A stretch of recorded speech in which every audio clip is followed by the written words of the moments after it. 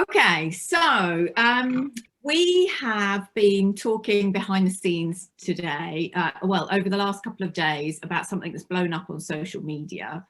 And I'm not privy to everything because, you know, I haven't been all over social media, but essentially, if we boil it down, a post or a couple of posts were kind of delving into operant conditioning versus a non-operant approach, and positive reward training versus punishment training.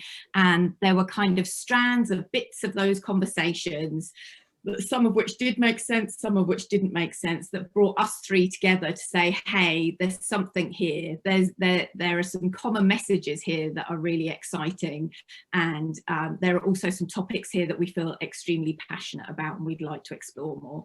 So we thought we'd get together and explore them together. Well, and this is fun because everyone just gets to be, you know, a little bit of a voyeur in on our conversation. This is actually the first time that the three of us have had just a conversation between the three of us ourselves. And so that's exciting in its own right. Yeah. Yeah, I haven't gotten to actually meet either of you in person. So, you know, I've been following both of yours work online and at conferences and blogs and comments and everything else. And I'm just so impressed and moved by everything you have to say. And I'm excited to not feel so alone out on a limb saying that there's more to the story, as you said, Kathy, than just operant. Yeah, and I think we very much feel the same. So it's yeah, this conversation comes from excitement. Yes. And that's so good. I think this is the spirit that we need to think about stuff, right? Because although we talk about little phrases like beyond the operant, it's not about dismissing or overlooking. It's just seeing what else there is that's part of this picture, and exploring more about the animal's experience and indeed our own experience as human animals, because there's so many connections there, right? Mm-hmm. Yeah, and I think, you know, those of you that know Barking Brains, so anyone who later sees this recording who knows me through Barking Brains, I came into the dog world confused by the conversations that have been happening on social media over the last 48 hours. So it's confusing to me that we would endlessly discuss the pros and cons of positive reward versus punishment as a value-based conversation, because operant conditioning is not value-based, and in order to place a value on, I shudder to say the word quadrants, because we have to remember that the quadrants actually weren't created through scientific endeavour. So Skinner himself didn't create the quadrants. Skinner replicated Thorndike's work, which demonstrated a potential mechanism for learning, you know, operant conditioning, and then it was developed further into the quadrants as a way of teaching people about our training mechanisms when we're interacting with animals. And I think, you know, one of the confusions for me coming into the dog world is that the dog world's embraced science, which is amazing and fantastic, but there is some misunderstanding there. You know, people are still relating to the quadrants as if they're scientific, and actually there aren't any scientists that talk about the quadrants, because the quadrants don't make any sense from a scientific perspective. They're just a way of us categorizing our training methods, which does make sense and is helpful in some situations. And I'm not dismissing a conversation about the various methods of the merits of various quadrants, but in and of themselves they're not a value-based assessment. So they tell us nothing about the animal's experience, they tell us nothing about the emotional impact of any method that fits within 1, 2, 3, 4 of those quadrants. So yeah, I think off the back of that confusion, there's a whole load of things wrapped up in that. Like, is it even possible to train using one quadrant? I strongly believe that that's unrealistic and unscientific. And so why, you know, what is it about human behavior that has led us down this path where the quadrants are so attractive to talk about? Because you literally can't go to a dog conference, right, without the quadrants being mentioned. And yet for me, coming in as a neuroscientist, I'm like, what is this obsession with quadrants? It's just really bizarre that we haven't seemed to move out of that operant paradigm and embrace the last 70 years of science. Well, I mean, arguably the last thousands of years of science, right? And just taking operant conditioning as one piece of the jigsaw puzzle, you know, the dog world has almost, you know, focused on that as being the be all and end all. And of course, there isn't anywhere else in science where that's the case. So I'll pause for breath and kind of let you guys jump in and see where you connect with what I'm thinking. Andrew, I can see you biting your tongue. Go ahead. Yeah, look, there's just so much here. I think from my point of view, I think even I find it even interesting in just thinking about why, as humans, we are so overly judgmental of behavior in the first place, right? Because we do like to stick behavior on a continuum of good to bad. We like to kind of classify it. We like to kind of wrap it up in different biases that we have. There is always that huge difference between the behavior that we do ourselves and the behavior we judge in others, because we're really good at defending our own behavior, but not so good at recognizing why others might do stuff, right? And I think that's a really important thing to think about. And I think what's happened in the dog world is that we've had this sense by some of the community that we've moved forwards, because back in the day there was a lot of heavy suppression, a lot of you know, using aversive-based training to get dogs to do stuff. And now we have other ways of doing things where we don't need to use those methods and those tools. But actually, we've just gone around in a circle, really. We're still doing the same thing intrinsically, which is making a decision arbitrarily, unilaterally, as a human. That behavior is bad. That behavior is wrong. I don't want it. And then we've just ended up with loads of discussions and debates and arguments and tribal camps and all these things that have developed from that kind of concept about who is doing it in what way or another way, and what tools are good and what tools are bad. And this is why I call it the opera merry-go-round, because when you get on it, you just go round and round and round. But there is a big missing piece of the piece here, which is, but what about the dog's experience of that behavior?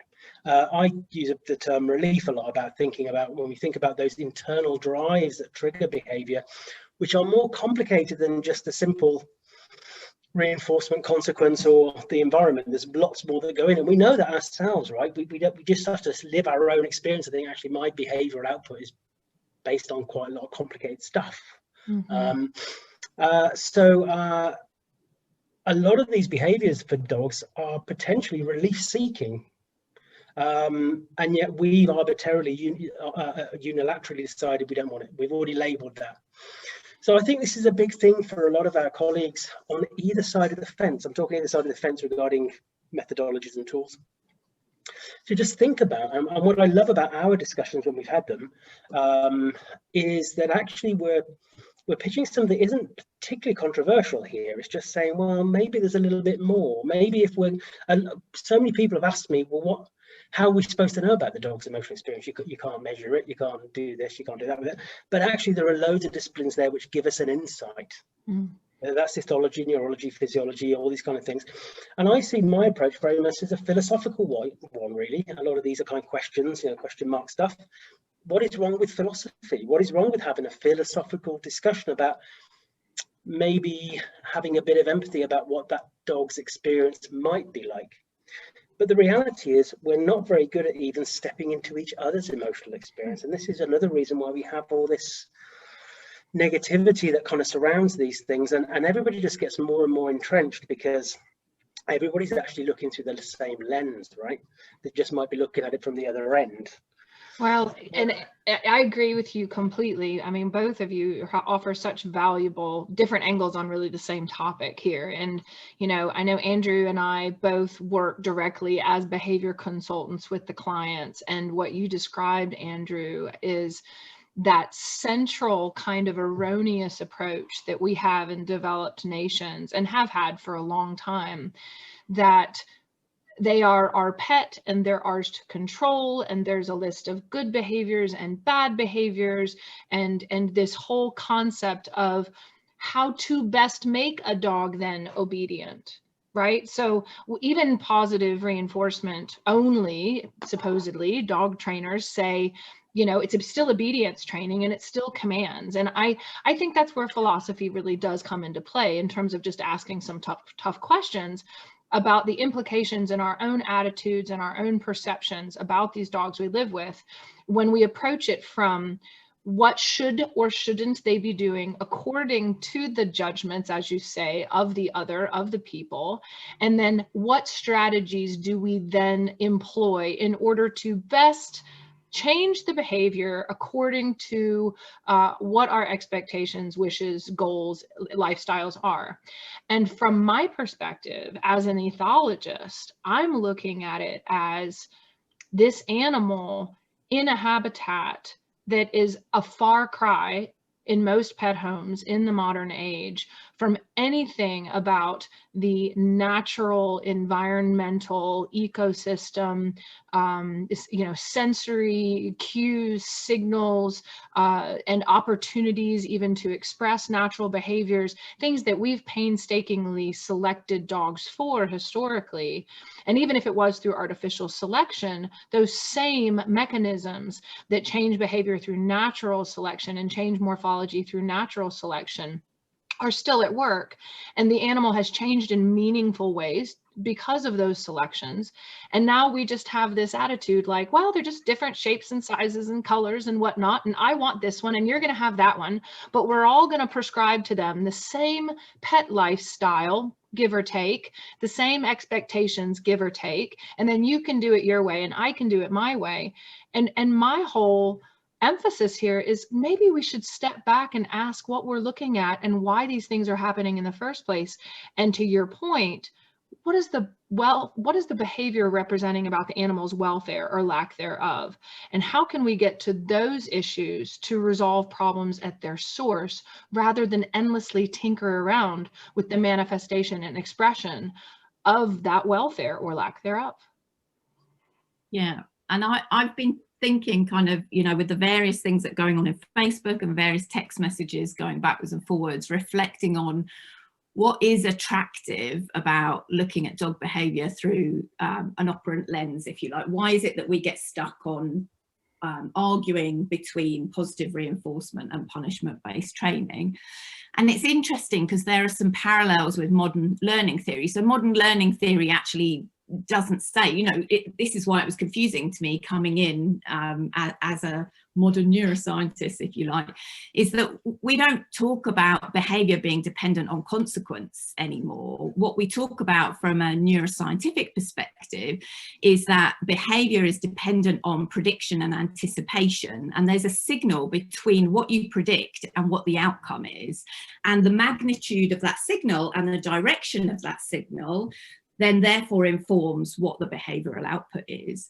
So, the kind of behaviorist model is very much A, B, C. So there's a temporal line there that must never be, you don't jumble those letters up. They always go in that order. So you have something that happens before the behavior, then the consequence.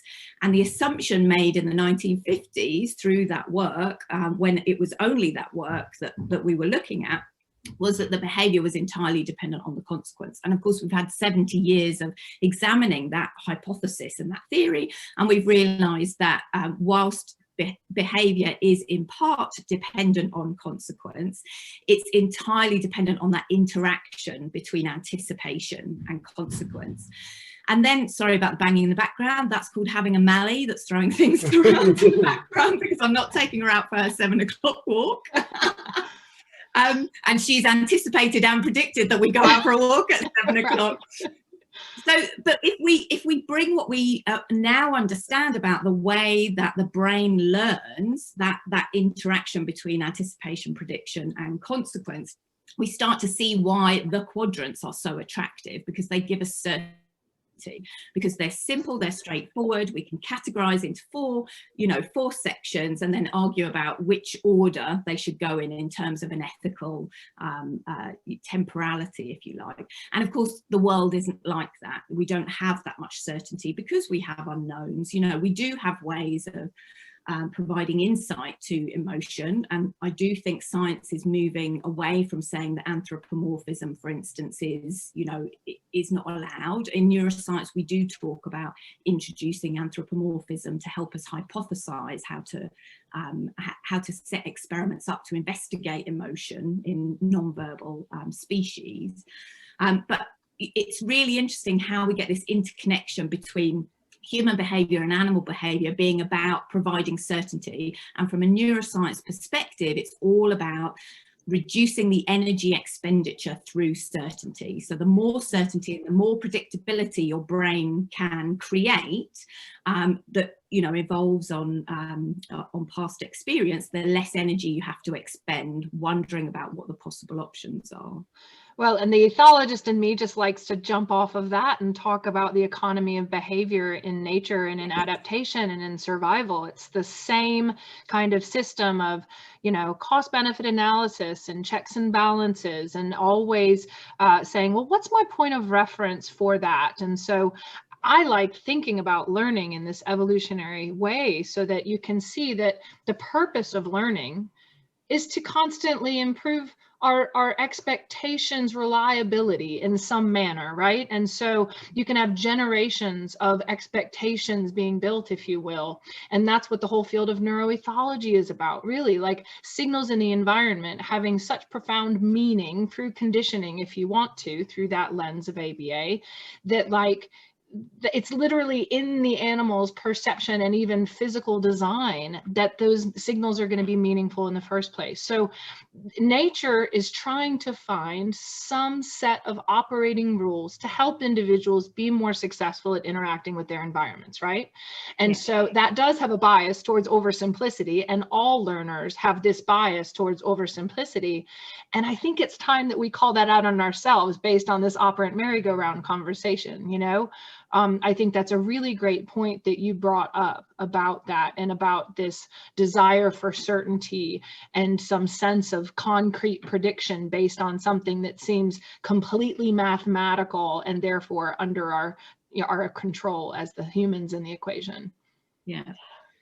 And I think the key points to both what you said there is about the individual animal or the individual human having the ability to process what is needed to be done.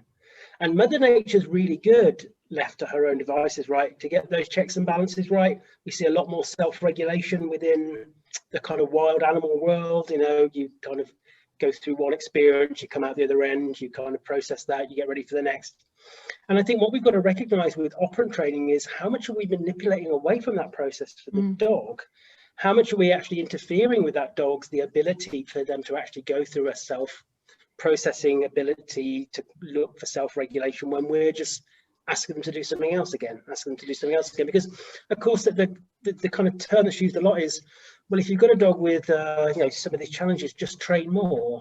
And if it's not working, train more. And we're actually asking the dog to process more that is external, without necessarily giving them the chance to go through the processes that you two are talking about. And I think that's an important consideration, again, about recognizing the individual experience. And us three in this virtual room now, whilst we have the same neurology and physiology and all those kind of things, how we actually apply our own biases and our own processes based on our own histories and all this kind of thing will be very different. And it's exactly the same for every dog, every animal. They will have those individualities. Some of it will be genetically wired to a point with dogs, and we must recognize that. Remember, there wasn't that long ago we had a movement away from what genetics don't count, Right? Which is kind of a bit odd when we think about it. So there's a lot. So when we look at that dog in front of us, then instead of necessarily turning up saying, right, I'm going to turn up and I'm going to get that dog to do stuff, maybe we should be turning up saying, okay, dog, what can you tell me about how you process stuff? Yes. It's a good place to start, right? Yes, I think that's the key. And actually, I discussed this in a collaboration with behaviour vets where we talked about multisensory integration. And I think it's a really nice example of why looking to neuroscience. I'm not saying that that's the only discipline we need to look at, but that's why I'm here, right? Biases are coming out now. Yeah, completely. Yeah. We're going to get on the neuroscience now, right? Yeah, exactly. The thing is, you can say anything, Kathy. We just nod our heads because we probably don't know anything different. So you've totally got the room now. Yeah. But you know what I talk about in that webinar is about if we really take a step back and just look at how much processing the dog's brain has to do to stand still in the outside world. And I mean physically, to take your dog out of the front door and stand it in a park or stand it in your front garden.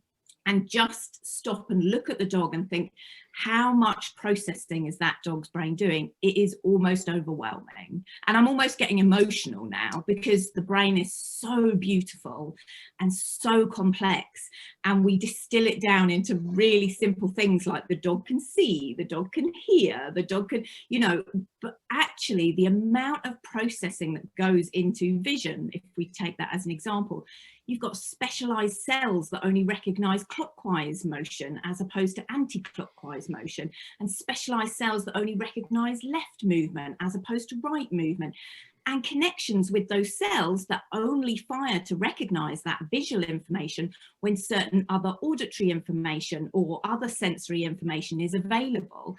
And then that's just receiving the information. You've then got to process that on the back of what your past experience is, what, you know, what your emotional platform is that day, what your anxiety levels are, what your arousal levels are. If we really just pause to take a breath and think, rather than, as you say, Andrew, rather than judging how my dog is behaving, let me just sit here and watch how much information that brain is integrating. And then maybe I can start to really appreciate that this dog's experience is about far more than whether it should or shouldn't jump up at passers-by, whether it should or shouldn't bark at, you know, birds in the trees. Yeah, 100%. If I can interrupt you briefly, Andrew, I know you were going to jump in there, but you know, this, Kathy, as you describe the dog walking out and your you know, visual painting of that moment. I mean, that it moves me emotionally too, because for me, I look at, in comparison with nature and how the whole beautiful system works on its own right, where literally individuals and then species can solve their own problems in their environments. And they do so in a way because they're evolving within that habitat where they already have knowledge, if you will, of those signals in that environment, because they make sense, because they were selected for things to be meaningful or not meaningful, arousing or not arousing, employing of action, or absolutely something to be dismissed. And so because we've operated under this idea that dogs are supposed to be under our dominion, under our control, and behaving according to our wishes, we absolutely handicap them in these captive environments when they go out, and judge them for it, right? Because they're trying to process, as you say, all of this information, not being able to genetically solve their own problems because of artificial selection that we're still, of course, practicing, and then because of the captivity, which limits their ability to kind of figure their way through it. And the amount of distress that so many dogs are in on a chronic level, because quite frankly, they are fish out of water, and many of the signals do not have that expectation point of reference for them on a genetic level. And then the individual experiences they're having haven't exactly set up good points of reference either. And yet we sit there and say, now I want you to use all that brain energy to employ executive function to follow my commands, even though everything else is just flooding you with all of these messages that there's everything else you should be doing other than a downstay in the middle of the park. Exactly. We're asking you to employ all of that energy to perform a behavior that makes no sense based on all of that. Right. As a matter of fact, we love these arbitrary dog training classes where we march them back and forth and practice all of these commands. And I always think to myself, you know, if someone asks you to do something, your first thought is, okay, why? Right? Or you look around for contextual cues of, oh, you dropped something and you have your hands full, so you need me to pick it up. When we practice obedience in our traditional model, whether through positive reinforcement or through aversive methods, we are really saying, regardless of context, we call it proofing, I want you to do what I say when I say it, even if it doesn't make sense to the conditions around you in any way, shape, or form. And that's so strange. It's something that needs to be questioned. Yeah. And I think this is the big difference. I noticed on some of the posts that were put out, and I put my own post out as well, and there was comments on there. There was a lot of people saying, well, I think I read one post where somebody said, well, surely everybody recognizes the dog's emotion when they're working. And I think this is the big difference between recognizing how the dog might be feeling and being mindful of that, but that is different to actually stepping into that dog's emotional rounded experience. Because if trainers generally, I'm talking very kind of generically here, genuinely got the stuff that we're talking about here, then actually when those puppies first come to puppy classes, the first things that we will be teaching wouldn't be sit down, come stay. First thing we'll be doing is actually looking to the owner and saying, right, we're going to learn from pup, because this pup will already have an innate way of processing, will already have an idea of how it feels safe within the environment and what it needs to do. Let's allow that to happen. I remember being at a puppy party once, just doing some observations. It was one done in a vet's. And they had all the puppies separately, and they had them in little pens, which was great. And they brought them out one at a time, which is great. But what they didn't say was hands off the pups. So the pup went along and it was sniffing the ground. It went along to sniff somebody's shoe, and they put their hand down, tickled the pup. And by the second or third person, the pup was now starting to jump up, right? Because, and we'd just taken away that pup's innate way of, hang on, I need to sniff first. I'd like to process, please. And I think, so if we generally get it, the thing about this, which I find a little bit overwhelming if I stop to think about it too much, is, oh my God, we've got everything a little bit kind of upside down. And everything from breeding through to early training, through to how we recognize behavior, there's a lot there to be rethought about. And it is a rethinking. None of us in this room are trying to point fingers or tell people what they need to think about. I think what we're offering is a good neutral place to start having these discussions so that people can look at how they are as a practitioner and take these bits. They think, actually, yeah, I can see something in that, and maybe I need to change this and adapt that, because the best changes come when you've processed yourself. This goes back to processing again, right? Because we have to do that individual bits of processing. And a lot of we keep using the word arbitrary, and I think it's a really good one, because we do have a bit of an arbitrary, definitely unilateral view, because we've made the agenda for that dog. And I think for a lot of these dogs who struggle, I live down in a rural part of the UK. I work a lot with border collies. I've got one myself. And a lot of the kind of approach with these dogs is to try and somehow play into this perceived high drive side of things. But actually, I find the best results come from actually giving them a chance just to slow stuff down a bit and actually try and help them a bit. Some of these dogs will never cope. This is the reality in the kind of environments they've found themselves in, because the kind of sensory defensiveness, and I know that's a human term, but I see it. I don't see why we can't recognize some of these terms. Actually, I'm going to come back to that in 1 second because it's important. So we have to rethink things, and it is a case of, you know, if I'm working with a dog for the first time, I'm lucky because I've got a place where I can work where there are very few distractions, and those first few sessions I just want to learn from the dog. How do you orientate in the environment? Orientation is so important, isn't it? How dogs move, to kind of think, I'm going to shift over here, or I just need to get my head down here, and look at these kind of things.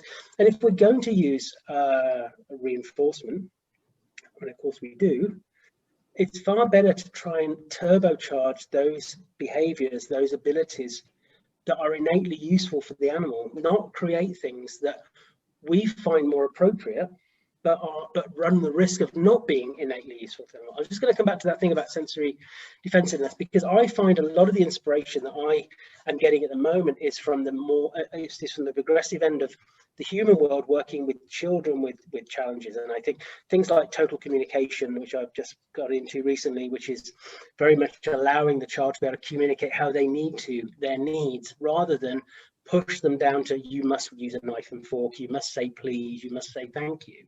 These are, again, that kind of pushing in of a kind of an external construct. I just want to share something a little bit personal now, because it's my turn to waffle on now, Kathy, so I'm going to shut up there. I was thinking about this after the kind of social media hoo-ha over the last couple of days, about why I am so passionate about the individual experience behind behaviour. And actually, I do think my sexuality comes into this a little bit. So if anybody doesn't know, I'm a gay man. Growing up in the 70s and 80s in the UK, it was a very homophobic environment. You know, the press, the characterization, there were caricatures really of gay people in the media. Under the Thatcher government, schools weren't allowed to support or promote or discuss homosexuality. Even like famous texts were taken out of libraries because they were, you know, dared to have a gay character in it. And there again was an arbitrary, unilateral view of type of behavior that had been decided that were wrong, that we can't have, that you can't express. Now, that might have been societal view, but it wasn't my experience, and it damaged me, like many people of my kind of generation. And it's a sin. I think it's coming out in the States soon. It's been a big thing over here. Russell T. Davies shining a light on the 80s and 90s and the AIDS crisis and how that was dealt with, actually made me think, oh my God, I can actually celebrate my time now there, because it wasn't me, it was actually them, right? Mm-hmm. But I just wanted to share that because I see some similarities here, because again, an arbitrary view of what was acceptable behavior had been decided by others, but that wasn't my experience, right? Mm-hmm. And interesting that in It's a Sin, the TV program that you're talking about, there, you know, there's a storyline there about gay men wanting their own behavior to change, because, you know, their expression of their behavior was bringing all of this, you know, emotional turmoil for them, because they didn't feel like they fit, you know, I mean, I'm not going to express it as well as you would, but they would voluntarily put themselves forward for things like electric shock treatment, and really, you know, invasive and what we now understand extremely damaging therapies that they were willingly engaging in and asking for and promoting, but it was because of that lack of fit, wanting to fit in, and it's an example that obviously doesn't translate belt and braces to the dog world, but the premise of it does translate to pretty much everything we do. It's about, you know, from an ethological perspective, it's about finding your fit, right? And it's about creating an environment, a culture and a community where that fit is coming organically from those that we're trying to empower, i.e. the dogs, and not being imposed upon them. And just before I switch over to you, Kim, the other thing that is in my mind is Brené Brown's discussion about the difference between sympathy and empathy. You know, the idea that you can sympathize and think that you're an empathic person, but actually sympathy doesn't empower the other person.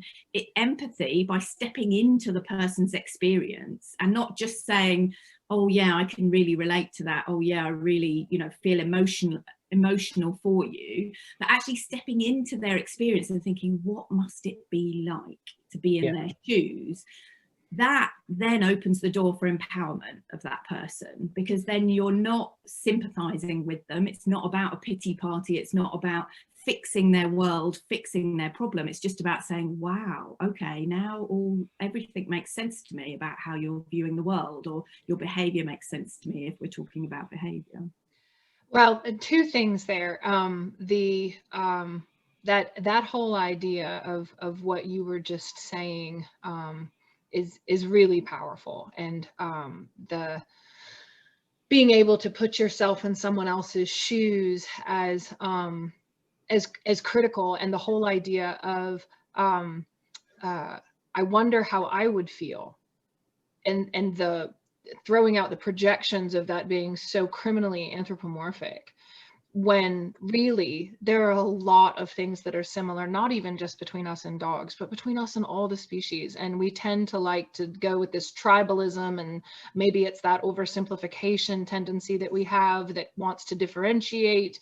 Maybe it's something about our history and religion as humans that makes us feel like we have to be separate and other than them. But I want to put that out very strongly from where I sit as an ethologist and as an applied ethologist, saying, I think that question is central to our ability to move forward, is how would I feel? And I think true compassion starts there. And then the other thing that I wanted to say is this whole idea, and Kathy, you'll probably have a way of describing this neurologically, where I'm looking at it ethologically, but I've been thinking so much lately about what happens for an individual. And Andrew, what you said about your experience made me think of this. when you have dissonance internally, and you have the phrase that's just popped in my mind in the last few weeks, contradicting indicators. So you've got things, maybe your brain is telling you one thing, and then your emotions are telling you another, and then your senses are telling you another, and then you're getting external instructions from someone else who seems to be able to have control of, you know, the consequence in that situation. There's so many opportunities for the individual to be getting so many contradicting indicators, and that's a really maladaptive place to be. That's a place of distress, where what does one do at that point? It's almost like the whole system, the way nature designs it, fries, and the individual feels effectively cornered. And how do you work your way forward from there? And so from this moment is so exciting for me, because I feel like in the industry, what's happening is we're saying, okay, maybe to understand how they feel, and maybe to understand whether there's dissonance. If so, what is the source of that dissonance? If so, what is the way out of that dissonance? And all of these different scientific disciplines can help us appreciate what is really going on in its full scope. That's the bigger discussion. And yes, Operant is part of that discussion. It has a place, but the conversation is so much larger than that. Yeah, and so much more exciting. And it's also, you have to tell me if I'm off base, but I'm thinking about Raven, the working general purpose police dog that retired in July that I've got.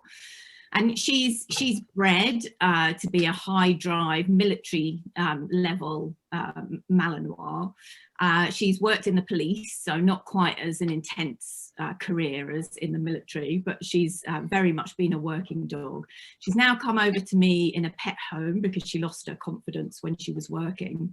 And it's been a fantastic experience for me in terms of thinking about all of the things we're discussing, because I've now got a dog that has been born and bred on an operant paradigm, right? That's what she knows. You bring me out to work and I look at you and I get instruction and I do it, and I'm highly motivated to do that.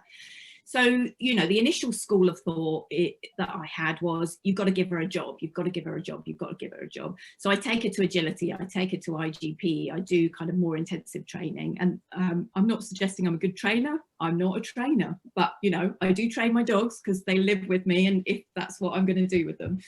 So I'm kind of playing into that, if you like, to give her a job. And I'm noticing that her emotional well-being is not good. It wasn't great when she arrived, but it's actually not improving. And I'm seeing, for instance, I take her to an agility class. She performs very well. Oh, this dog is good. Far better than I am as a trainer. But I get 4 days of her being unsettled, kind of weird little whimperings or whinings, or maybe like a flare up of an argument over a bone or whatever, that I don't see when I don't interact with her at that high energy activity. So I'm then conflicted, and actually I've spoken to Jo Rosie about this over various points, because obviously she's got a lot of experience with Malinois, and I still haven't followed up with her through my journey with Raven. But then I'm conflicted, right, because we need to give our dogs a job, and her job is high energy operant based activities, but I'm seeing that it's not having the effect on her well-being that I wanted it to have. And actually I've stepped back from that and thought, okay, so maybe there will be a place for that operant style transactional type training with her, but right now she's not in the emotional headspace to be able to cope with that.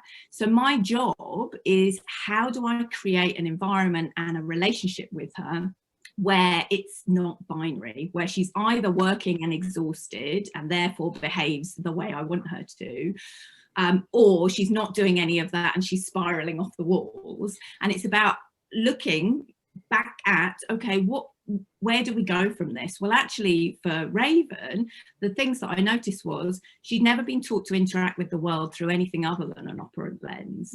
So just teaching her how to have autonomy and how to sniff around the park and how to not rely on me for instruction and how to learn to make her own decisions, which is an incredibly scary thing to do for humans as we're growing up as toddlers. But as a dog who's now in maturity, she's now 4 years old, it's a very, it's a very confusing thing for her to do. But how do I actually support her to go along that journey And how do I support her to trust that I will be there for her, but not in the usual paradigm that she's in? And then I hope, you know, and I think I'm seeing bits of this now, because I can now do a little bit of 5 minutes of obedience training, or I can now do, you know, 3 times over a jump and then on to something else, and she doesn't lose it. So what I'm seeing is that I will then be able to use those operant activities to be able to support her by, you know, wasting some energy, or, you know, getting that excitement, getting a focus for that excitement. But for her, it's really about providing those foundations for her. Whereas my Rottweiler Nancy, who's a rescue, came as a problem solver. So she didn't come with an operant paradigm because she'd lived mostly on the streets. She is docked, so she clearly wasn't born on the streets, but she was seen on the streets for many months as a young pup before they managed to catch her. So she hasn't had an experience of the world through an operant lens. She's very much had an experience of the world of problem solving. And so for her, she came in and she you know, she's already set up for that kind of interaction with the world. And then my job is to then work out how to help her fit within an urban environment in a way that, you know, is safe for her and I. So yeah, I don't know if I prattled on a bit too long, but yeah, that's what's kind of coming to mind. Can I pop in a couple of points there about Raven, really? Because I love hearing you talk about you and your experience with Raven and that journey you're on with her. And I think 2 things that stand out there for me is, one is we talk about we use the term institutionalized, right, for in a human way, which I guess is another way of seeing people who are heavily operantly conditioned, right, whether you're in prison or in the army or whatever it is, because everything is very structured and there is a kind of expectation on behavioral output, and then you get the same thing apply when they come out into a normally functioning world. It can be very difficult to make that transition because unless you're actually following orders or having tasks, having a very heavily task orientated approach, it can be hard just to kind of learn to relax and to find a sense of self. And I kind of heard that through Raven's story there a little bit, but also there's an even bigger picture. I like to just keep step back a step to see where we end up. And I know we've discussed this before, Kathy, but I think the one place we end up getting back to is, should we even be having ravens in the first place? Because I know this is a very controversial thing to think about, but we've, you know, even the dogs who end up doing work, that is their job, there is another big ethical kind of focus on this about what life that animal ends up having. And there is the kind of argument about they don't know any different, and I get that, but I think definitely when the animals aren't quite suited for those things, and even with the huge amount of money that goes into breeding programs for guide dogs for the blind over here and the police force, how many dogs actually don't make it, right? So they're already not going to do what they need to do. But they've already got, because of the intensity of those breeding programs, there's already going to be a huge bias towards certain ways of processing and abilities to be able to do things. And then the dogs are expected to try and move into a domestic setting and all the challenges that come with it. So what's the answer? More traditionally, or the norm is more training. Then we didn't do more training, we do more training, we do more training. And this comes back to, say, my work with Border Collies mainly. I've worked with some Belgian Shepherds myself. I just have the same approach to you, Kathy, which is trying to find ways for them to be better at that self-regulatory side of things. I think where they can actually think, yes, that sniffing was quite good. I love listening to Rob Ewing's talk about the power of the olfactory system and how scent work is almost like can be almost like a yoga Buddhist like mindfulness for dogs sometimes, because it really brings them in the moment, right? It just brings them in that moment. So yeah, I think it's interesting. And again, it's a case of just stepping back and thinking about the individual, because Raven is that individual with all those components that she's come to you with. And you as mom now, as carer, you're trying to unpick stuff. I love the fact that you let her choose stuff. I think that's great. You can buy more stuff, right? And I know when Arthur, who's my kind of sensitive dog, really, he's 10 now, but he still is that. I went through the same thing when he was younger. I just thought, well, yeah, I can buy another one of those. And I just kind of went through that kind of process because there's obviously a real need there. It's interesting. We had a dog called Bertie who came to us last year with a lot of challenges, actually. And my husband said to me, because he could probably give a talk, right? Because our partners and that our family members, they hear us talking, don't they? Give talks on the phone to clients, so he probably knows a lot of stuff. But he made a really good observation. I think this is probably the case for many trainers, actually, that he hears the kind of things I discuss with my clients, but we did hardly any of that with Bertie.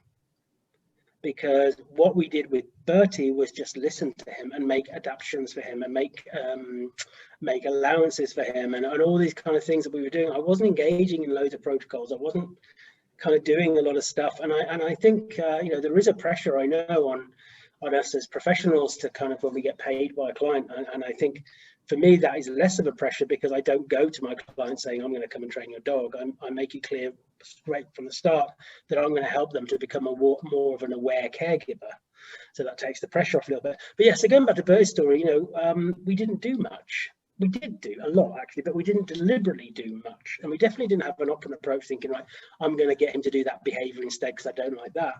It's a case of us being aware of that behavior and what it is that he's going through at the time. And I think that's this kind of more of a multidiscipline approach gives us that chance to do that.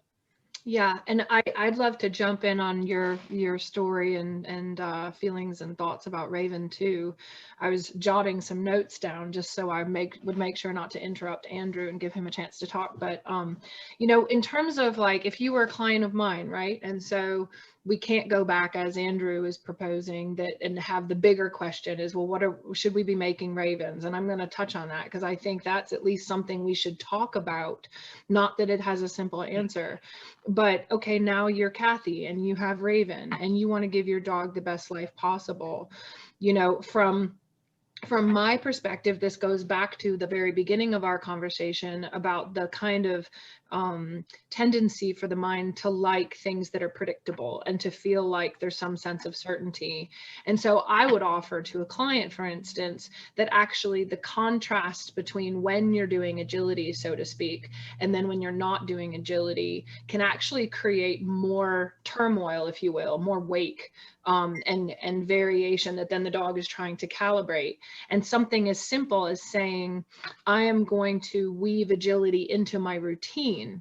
So whatever that might be, 30 minutes a day or an hour a day or something like that. If that were something that we felt like had a very observable benefit for the dog and the dog enjoyed it and the dog seemed to very much feel connected to that experience, then I would say, well, what if we could make it less of an event and more of a normalcy? Because I do think, in the same way that we kind of go exercise arbitrarily now because none of us are actually using our bodies anymore just to survive, like you'd have to if you were basically any other species on the planet. We don't have to, so we have to force ourselves to go exercise. But then there's that contrast between the exercise and then all the time we're spending on our computers and our couches and whatnot. But if we just had to go hoe the garden every day, or we had to go out and get the sheep in every day, or whatever those tasks might be, just the predictability of it, your whole system can then orient to that, right? And can kind of integrate all of that information in a way that feels like, okay, it makes sense. I understand what's happening, rather than why sometimes do we do this thing that's so different from this other thing that we do the rest of the time. So I look at Raven that way. Yeah, right. Yeah. And I think trying to calibrate real change is part of what our dogs are up against. I mean, just even their daily life, spending all day indoors, and then we go outside for a walk and it's like the most overstimulating thing on the face of the planet. Well, it is right now because the pandemic has brought everyone out to the park. Right. As if it wasn't overstimulating enough for them before. So I wanted to bring that up and then also talk about the whole concept of autonomy and appropriate choice and control, because that's become like a buzzword here lately, and kind of one of those things that we're virtue signaling that it's all about choice and control and all choice and control is good, when actually putting an individual in a position where they don't have that point of reference or the knowledge genetically or individually to make good decisions, to have the relief, Andrew, to use your word again, that they need to operate in a functional way in those circumstances, is not lot of favor. As a matter of fact, it's just a lot of pressure. Yeah. And then further, just to kind of bring it back that further step to the genetics of it and having ravens in general.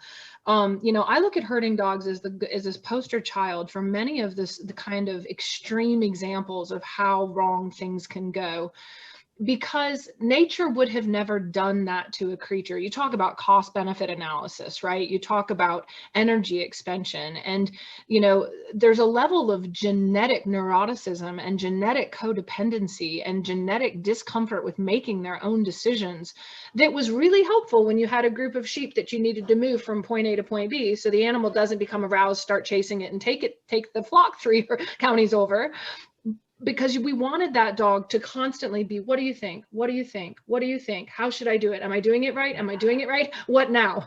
You know, and yet what happens to that mind that we created through artificial selection outside of that reality? It's sad, really, you know, because even then when you try to give them autonomy, sometimes they're still getting all these contradicting indicators because of the things that we've bred into them. And then what we're maybe even saying, oh, it's okay, you can run loose. I remember I moved onto a 30-acre farm with my Aussie years ago, and she spent the first 2 years sitting on the front porch with absolutely no fence because she couldn't fancy the idea of taking herself for a walk. It was like, you have to be with me because I literally don't know reality without mom and being mom's wingman. And so I would offer from an ethology perspective that yes, our dogs, like the military experience for her, creates her point of reference personally in her experience for the things that she's now encountering in life with you. But even genetically, there are points of reference for her expectations and how she's going to perceive those things. And the reality is it is quite messy. It's sure as heck not as simple as just which quadrant do we want to use to change behavior.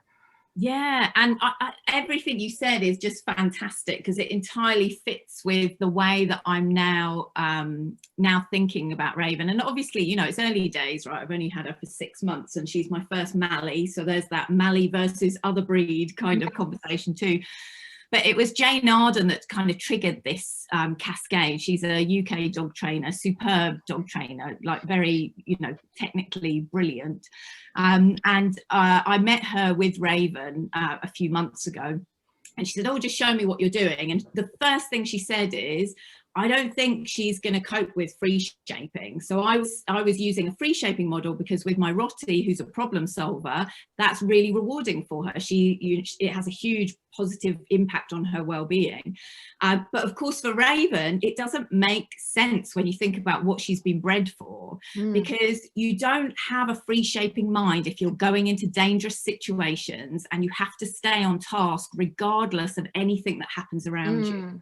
If you want a dog with that level of focus, whether that's dog sports, whether that's the police, whether it's a military lifestyle, then genetically it's advantageous for them not to have that free thinking. You know, we talk about frontline soldiers. We don't put people on the front line who are going to question the orders they're given. We put people on the front line who are okay with going over the top when they're told to go over the top. And that's the way I'm now starting to relate to Raven is, okay, so genetically it makes sense that you're brilliant at, you know, bite work, you're brilliant at agility, you're brilliant at these other things, because genetically we've created an animal who essentially, I think, this is a theory, I haven't proved it, but I do have experimental ideas in mind. I think we've created a breed that has an impairment in predictive coding. She can't problem solve in the same way as I see my Rottweiler do, because there's no advantage for her to do that. What's advantageous for her in those working roles is to be able to immediately default to mum to say, what are we doing now? What do you want me to do? And that's advantageous because that gets to where we're going quicker. The difficulty is that's not the kind of home that I'm offering her. You know, I'm not offering her a home where I can spend 12 hours a day doing training with her. And she would be great in that home. She came from the police because she lost confidence. And I think that was largely down to some of the history in terms of some of her training. not with the handler that I got her from. The handler I got her from is a lovely guy who recognised that she wasn't an emotional fit. But you know, I think she had a history with aversives, and it didn't serve her well. And now we have to think, like you're saying, about, okay, how do we account for, we can influence your epigenetics, but ultimately we're not going to change your DNA. So how do we actually support you to live a life that feels fulfilling, where your well-being is, you know, great, and, you know, doesn't fall below the standards that I want for her, and where my well-being is also okay. And you know, that's like going back to what Andrew was saying. I'm fortunate and privileged enough that it actually doesn't matter if she chews my house. What matters to me is, why is she chewing? If she's chewing because she's bored, there may be an element of that, because I do work. So, you know, if it's just that she can entertain herself with that chewing, and that doing that chewing somehow gives her relief, I'm okay with that. What I'm not okay with is if she's chewing because she's having a meltdown and, you know, I'm not providing her with what she needs. That needs addressing. And what I'm finding, I mean, I'll have to do some more talks like this specifically about chewing, because her chewing is so complex. There are so many different drivers behind her chewing. It's a behavior. And if I was a client, I would be going to a dog behaviorist saying, I want to sort out her chewing. But actually what I'm discovering with Raven is it's not one entity.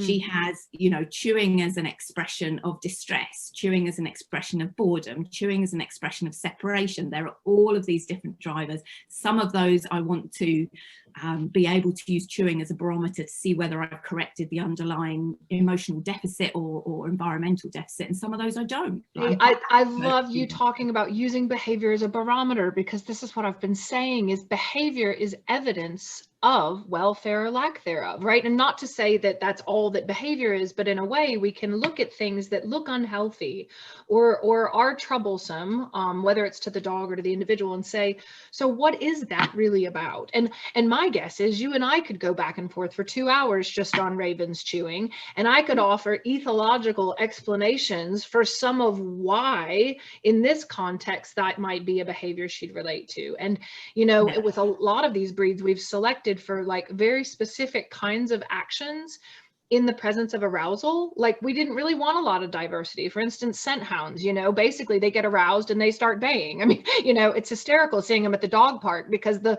baying can be completely irrelevant to the game. But if they get worked up enough, they just start singing at the top of their lungs, because that's what we've selected them for, you know. So not every single one of them are going to fall to that ideal, but whatever the breeders were trying to design, you know, then that behavior wants, if you will, to manifest whenever there is some kind of arousal, good or bad arousal. And I think this is just so important that we dig in at all of these levels. Like, if you came to me as a client and I'm a dog trainer, and the normal approach is which lens or which a quadrant do I want to use to apply to fix your dog's chewing? Let's say I decided to employ reinforcement of an incompatible behavior. Well, that's interesting. Maybe I actually could successfully, I probably could successfully redirect the dog from chewing, which you might find annoying, to another behavior. But have I actually in the process done a disservice to whatever relief the dog was seeking through the behavior? I mean, these are really important questions. I think that's the crux of the whole thing, really, isn't it? This a family member of ours has had some input with an OCD problem, which ended up manifesting as having to check the door a lot. So having to check the front door like lots of times, and even when they got in the car, they go back to the door and check it again. And they had two different approaches. So the first therapist was very much just focusing on the door, right? Because that was the problem. The problem was the door, and a lot of work was being done about, you've got to challenge yourself to not go back to the door. You've got to challenge that kind of thing.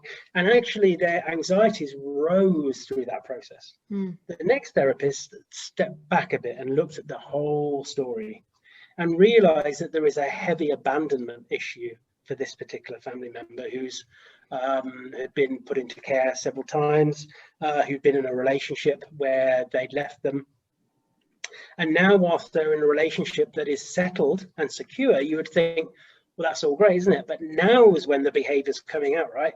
Because now they have a life that needs to be protected, and it's worth checking all the time. So that's where those anxieties are starting to come from. And this is just another example. I know it's a human example again, but this thing about the first approach was just looking at the behavior, right?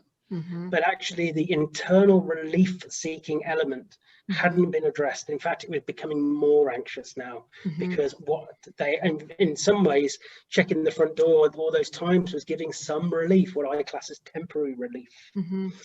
Now we've got a situation where that really sometimes elusive absolute relief can be found, because now they can unpick some of those things around abandonment issues. And I see this a lot. And again, you mentioned earlier about DRIs and differential reinforcement, incompatible behaviors. There's a huge risk that we just get behaviors that we find more appropriate now, that are absolutely of no use or any ability to give that animal the relief they were seeking. And Arthur's a chewer as well, Kathy. Listen to you talking about that, you could almost make a little communication kind of map out for different types of chewing. Arthur's very similar. What I like about the chewing side of stuff is that there is an element of self-regulation there. And even for Raven, it's a case of I'm going to do something, I'm going to do something to help me. And we all know that chewing can kind of help with that kind of nervous system response a little bit. But so many of these dogs are so handicapped already, you know, that sensory input, nervous system response that we've created is so quick that they find it really hard to be able to process the stuff in the environment around them. Everything moves so quickly.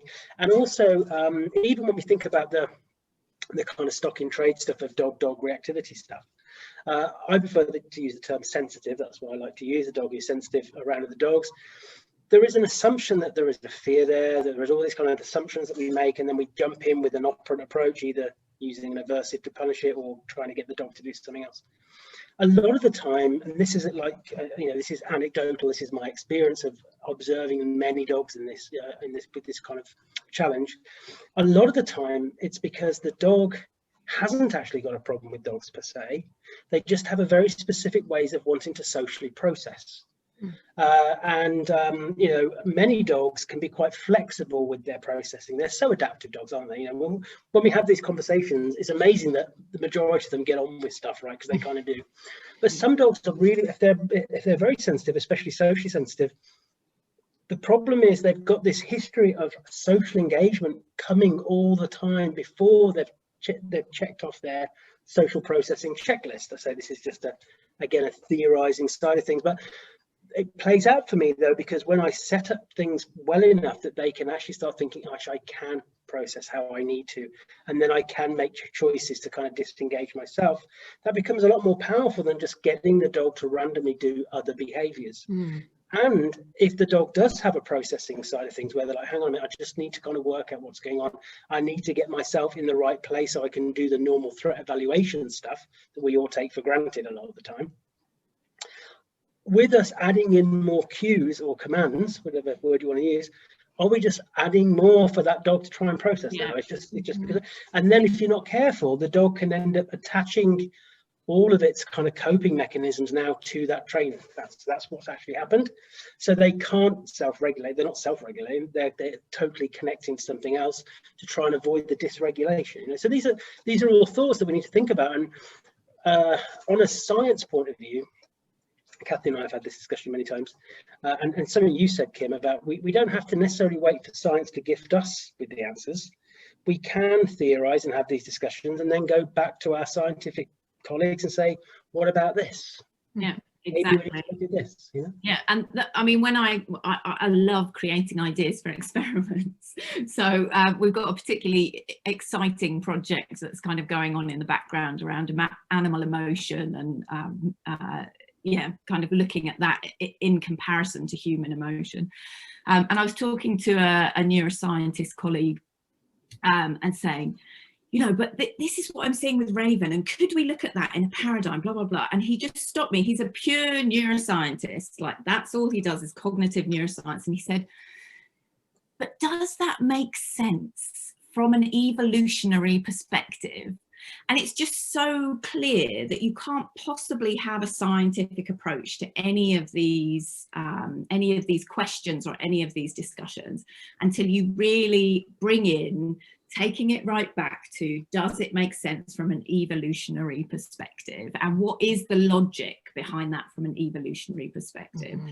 And that's what kind of sent me down the road of predictive coding and talking to other neuroscientists that work on autism spectrum disorder, where, you know, one of the theories is that there's an impairment in predictive coding, and looking at what the similarities or differences might be in both behavioural output, but also in paradigms that we would use to test that theory. So I'm not going anywhere to give you certainty with that, because it's all kind of, you know, discussions that are going on amongst neuroscientists. But it is amazing how you start to connect the dots then, and you start, you know, I'm speaking to a neuroscientist who spends her world immersed in autism spectrum disorder, who's never had a pet dog and doesn't have any interest in pet dogs, and we're finding complete commonality in what we're discussing. And she's saying, oh, I must come and meet Raven, because this sounds exactly like that, and maybe we can use this paradigm to test that theory. You know, there are commonalities there. That's what science can give us, is if we're prepared to embrace science as a whole and embrace scientific endeavor for all its benefits, beauty and limitations and faults, and really understand what that can contribute to these discussions, then I think we're in an exciting space. And to allow bridges between species on some of this stuff. We don't necessarily have to wait to think, well, we haven't done it on a rat, so therefore we're going to presume rats don't do it. And I think from my point of view, what I was talking about earlier about processing, especially social processing, like I said at the beginning, about looking towards our colleagues in the sciences around children with various challenges and you know, learning challenges and that kind of thing.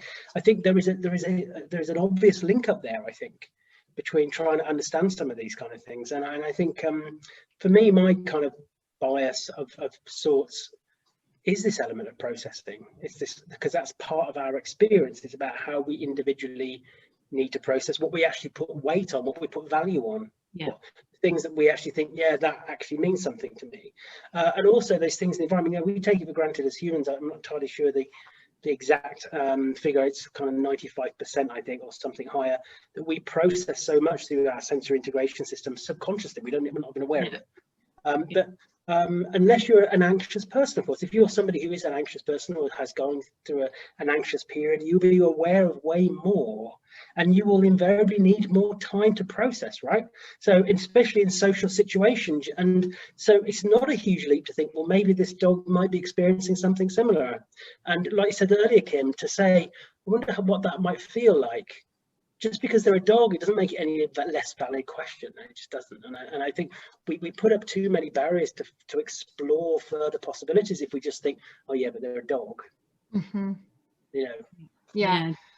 I think that that whole concept of thinking about how much water has been through a riverbed, you know, how, and I love thinking of it that way when I think about just neural pathways and connections, and like, you know, you think about, so someone's social processing and what their social experiences have been and what their points of reference are for how they're interpreting things in the environment. You know, if we wanted to humor the narrative that ABA is the roof under which all other science lives, which I don't happen to agree with, but if we want to use that language, we can talk about, you know, reinforcement history being how much water has gone through a given riverbed, including generations previously, you know, and we can talk about the kind of classically conditioned associations, if we're going back subsequent generations, to being the meaning that became relevant for survival in their ancestors, and therefore what kinds of signals are naturally arousing for an appropriate response of avoidance or foraging or, you know, social interaction or whatever that might be. And I think it's really important that we put enough weight on just how much humans have manipulated all of that, because you're talking about things like the social interactions, and you think about all of the groups of dogs that were selected specifically to interact socially differently based on what we wanted out of their behavior. And it affects how they perceive other dogs because of how we bred them to perceive other dogs and so, or other living things. And it's not like it's apples to apples in terms of releasing stimuli. So just because an animal was bred to respond a certain way to sheep doesn't mean that that same behavior cannot be turned on by another four-legged animal running quickly across the yard or through the living room. And we tend to judge all of that through the same narrative of operant behavior change. And if you're not understanding the reason for that behavior and or where it came from and all of the different kinds of additions to our understanding and comprehension that all the different disciplines can provide us, then we're often going to miss the mark. And it turns into kind of, Andrew, what you were talking about with, you know, your family member with OCD, where you just plug up the pressure here and then it pops out over here.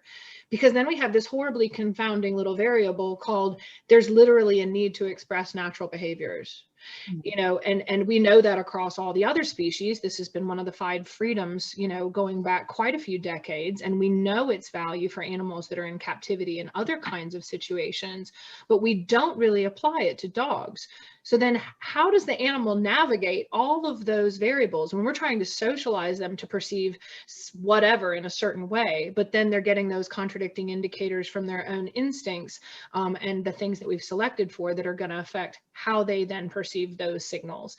You know, if we can't step back and reconcile that from the jump and at least say, wow, that's a thing, we have to give some credit to that. And then we can just know that that's a possibility that when we're going to see something arising, it could have something to do with that. And I just want to say here that the emphasis of, and I don't want to just blame the ABA community, but I've heard it a lot in the ABA community in this industry in recent years. You become chastised if you cannot observe it, document it, count it. Yes. And it's not a scientific approach, right? No, it's moved away from thinking that that's a limitation. right. We work around it. We acknowledge that, you know, you can't measure everything, but we've moved away from the need to be able to boil everything down to such simplicity. Yeah. Right, because we may have, okay, so we have a citation from, say, a certain evolutionary principle that we're then going to make an inference about what we're seeing based on that, because dogs are also biological animals, no big leap there. So we can, you know, and that way of thinking, not to say I know exactly what's going on, but to say I have a hypothesis. And then I will literally approach my cases that way with my clients. I'll say, based on everything I'm getting from the whole big picture of your dog's legs, the learning environment, genetics, and self kind of framework, then I'm going to say, this is what I think is going on. And so if I'm right about that, then these interventions should provide some direct relief to that problem, which then often ironically renders the behavior problems obsolete. They just go away. You don't even have to address them. And with my own dogs, I specifically don't want to change that behavior because I'm using that as a barometer for whether my hypothesis was correct. Right. If I'm specifically trying to suppress that behavior, I'm never going to know whether or not the behavior disappears on its own or not. Yeah. Right. Yeah. And something you said there, Kim, which is really important. In the same way, we can't necessarily say for sure what that animal's experience is. We can't say the same for each other either. You know, I'm not arrogant enough to say I know what your experience is, Kim. Mm-hmm. But it doesn't make your experience any less valid or my attempts to empathize about what your experience might be. That's a great point. So these are really important, and I think we have to rethink, especially when we think, so a bit of a plug for your book here, Kim, because it's really good, and it goes into quite a lot of detail about the individual kind of foundational breeds and what we're selecting. And I think more education for the general public. We're having a bit of a geeky chat now, but for your general layperson, they still see dominance model being the thing. They still see behavior being the problem and it must be changed. And even our colleagues on the positive side of the fence, if we're turning up into that person's home and we're saying, yeah, I'm going to show you how to change that behavior, all that person is hearing is behavior bad, let's change it. And I think especially with young pups, we need that time to try and work out, okay, based upon what we know about what this breed might bring to the party, remember, it's not always the given, and then this individual pup right in front of us, how they want to process, how they need to process, how they need to work stuff out, and what behaviors they might give as part of that process, and to see them without judgment or label. It's hard to do, I know, but it's an important part of that early process. And I think we need to start thinking about educating more, and this is why this forum is so important, because whilst we're on the merry-go-round that we were talking about right at the beginning, we're never going to shift this forward. We're never going to truly shift forwards. We're never going to help the public to move away from the dominance model, which is very much rooted in what we're talking about at the beginning, kind of obsession with control over output. We just want control, right? Because it suits a lot of stuff. So there's no wonder these kind of models came about, because we're, especially us men, you know, I'm a man, so I can say this, but you know, back in the day, everything was about control. You know, I want, as a man, not me personally, obviously, control over wife, control over kids, control over beast, me man, you beast. So a lot of it stemmed from that stuff, and there's a lot of reasons for that, and that's not a slight on men, I am one, but because there's reasons for that, and they are genuine reasons, and actually there's a lot of complexities there for the male sense of self because of that, especially as we've matured as a species over time. There's a huge kind of crisis in the male identity, I think, you know, and those are other reasons we need to explore. But I think it is important, if we truly want to move things on, we can't do it sat around the operant table. We just can't, because we're going to get stuck in it all the time.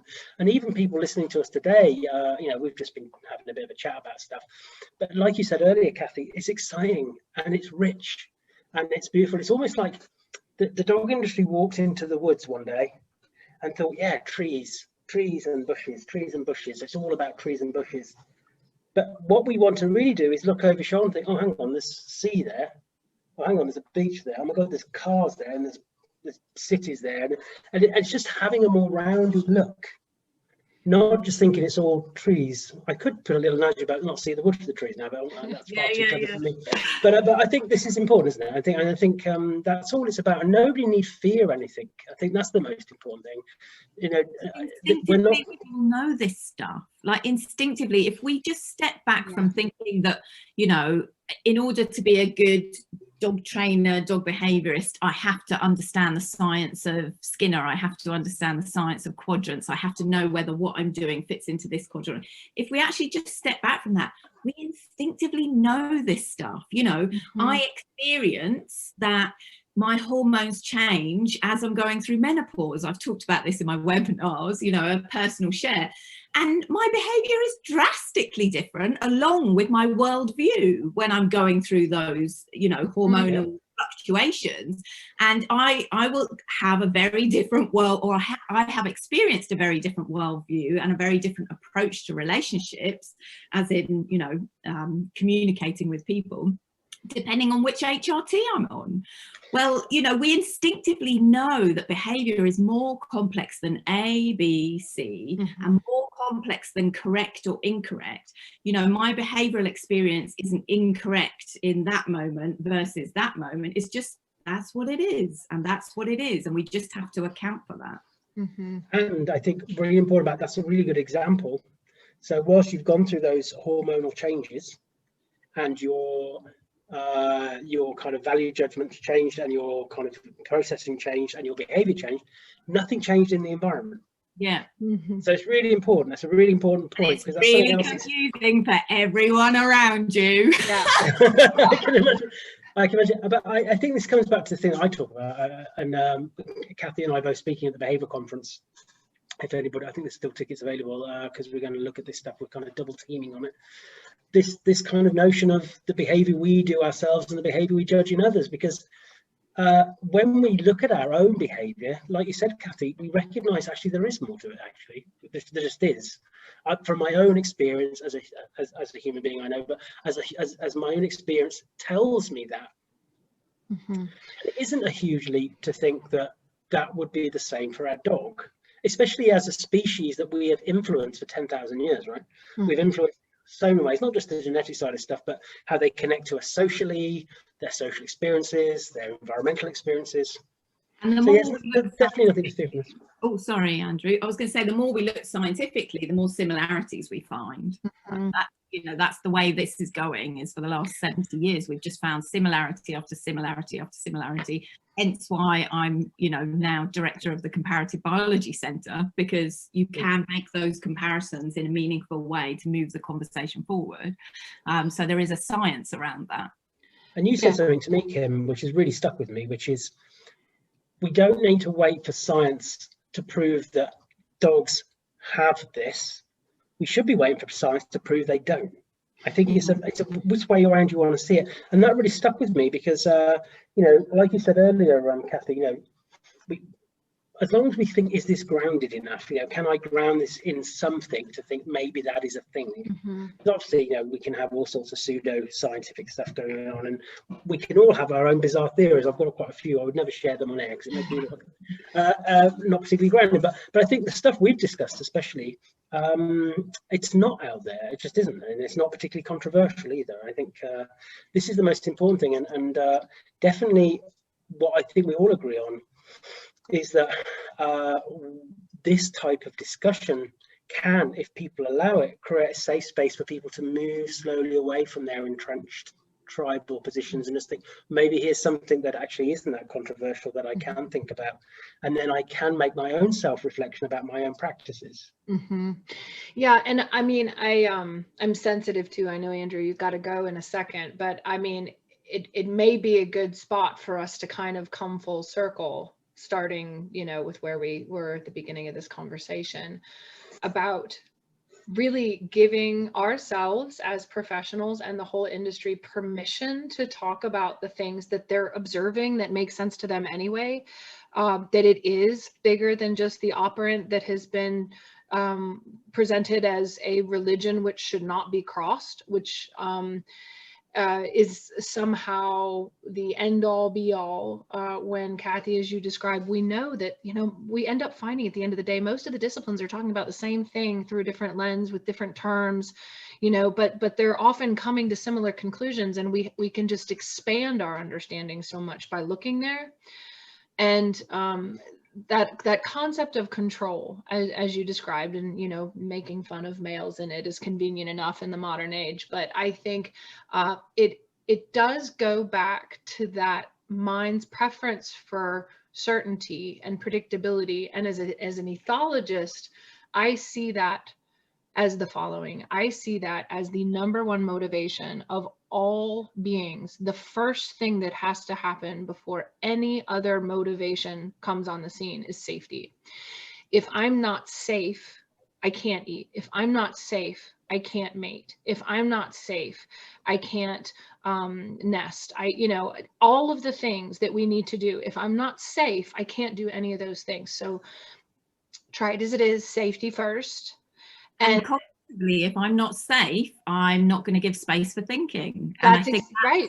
Yes. Yeah. You can't learn if you don't feel safe. And I think, you know, we can take that concept and we can think about our dogs and our need to find ways to go all the way around all of the variables and things that are contributing to whether they feel safe or not and why.